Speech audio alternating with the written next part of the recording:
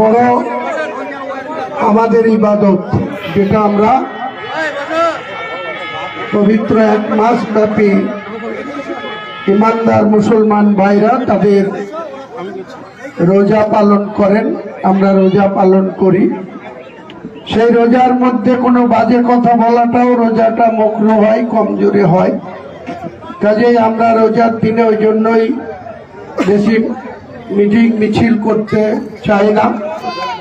তবু আজকে এটা ৩ নম্বর। গত কয়েকদিন আগেই এখানে যখন ইফতার করার কথা সিদ্ধান্ত হলো, তারপরে করিমপুরে একটা পার্টি অফিসার একটা সভা করার কথা ছিল। করিমপুরের 1 এবং 2 দুটো ব্লক, তার মধ্যে 2 এ যখন কথা হলো, তারপরে 1 বলছে মরুটিয়া থানা এলাকায়, সেখানেও একটা সভা করার জন্য তারা আবদার করল। তো আমি দেখলাম যখন যাব তাহলে একটা 1 এও করে দিই এবং 2 এও করে তারপরে হরিয়ারপাড়া ঢুকে যাব। কিন্তু আমরা যে সরকারের আমলে বাংলার মানুষ বসবাস করি, সেই সরকারের বর্তমান যিনি মুখ্যমন্ত্রী আমাদের মাননীয়া মমতা বন্দ্যোপাধ্যায়, তিনি সমস্ত অতীতকে ভুলে যেতে বসেছেন। আজকে তিনি বেশি বেশি করে এত মিথ্যা কথা বলছেন, এত নাটক করছেন, এত তিনি মিথ্যার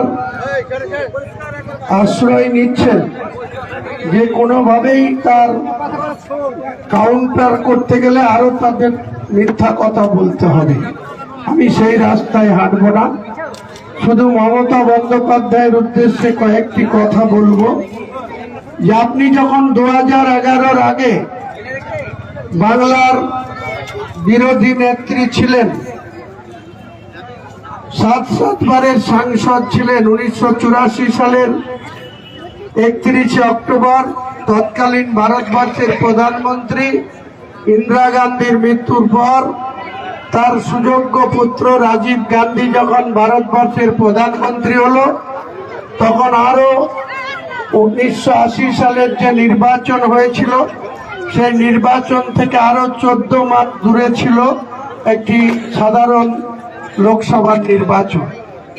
কিন্তু রাজীব গান্ধী 31 অক্টোবর 1984 তার মা ইন্দিরা গান্ধীর মৃত্যুর পরে যখন তিনি আকস্মিকভাবে 1984 সালের ডিসেম্বর মাসে একটি অকাল ভারতবর্ষের পার্লামেন্ট